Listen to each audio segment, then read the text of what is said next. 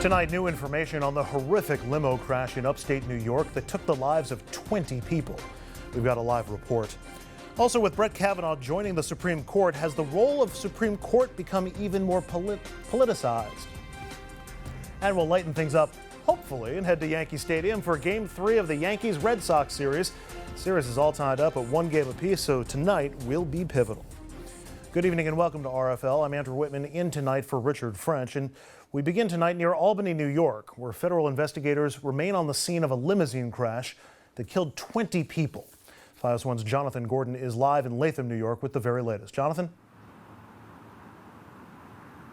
Well, tonight we are learning several new factors that could have led up to this deadly crash. And we can start right with Governor Andrew Cuomo, who says not only did this vehicle fail multiple safety checks by the state leading up to this crash, one that was about a month ago, but the driver of the vehicle was not even licensed to drive it.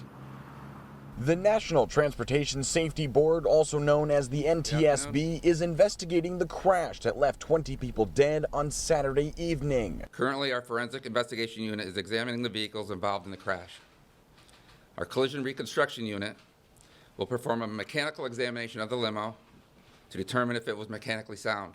Officials say the limo traveling south on Route 30 ran a stop sign while crossing Route 30A and plowed through a parked car, killing all 18 people inside the vehicle, including the driver and 2 other bystanders. It reminds us all that every day is precious. We take it for granted. You leave the house in the morning, and sometimes you never see your loved ones again. This is the deadliest U.S. transportation accident in American history, since 50 people were killed during a plane crash leaving Newark and heading to Buffalo in February 2009. And people in Schoharie say this is an emotional time for the small upstate town. Small communities seem to get together. You take it personally when that happens, more than a city where you don't know anybody. It's just here we feel like they're family. A lot of families affected.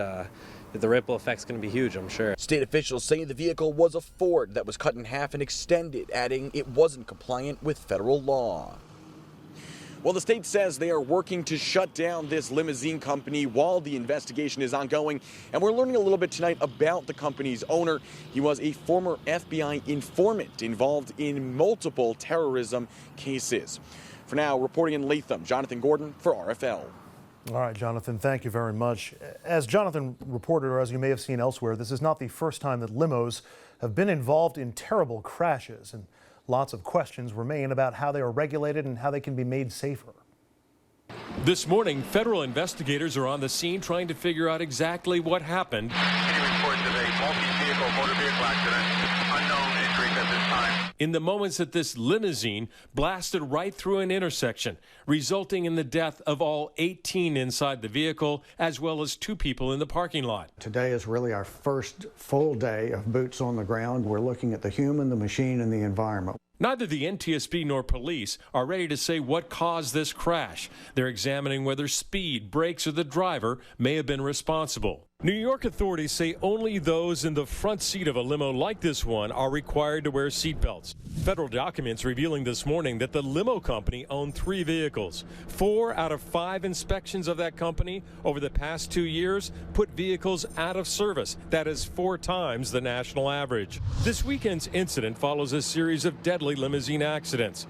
In 2015, 4 women were killed and several others injured when a truck slammed into the middle of a limo on Long Island, nearly splitting that vehicle in half. And 2 years earlier, a limousine carrying 9 women for a bachelorette party were trapped when it caught fire on a San Francisco bridge. 5 died. These limos are not regulated by a federal agency. In most cases, they're not made by car companies. They actually are regular cars or SUVs, which are modified to enlarge their capacity. There are no crash tests done or mandated safety checks to make sure that the vehicles are roadworthy. Many models also lack basic safety measures, including side impact airbags, reinforced rollover protection bars, structurally sound frames, and emergency exits. And obviously we'll continue to cover this in the days to come. Up next here on RFL, we're going to pivot to our other top story, the Supreme Court.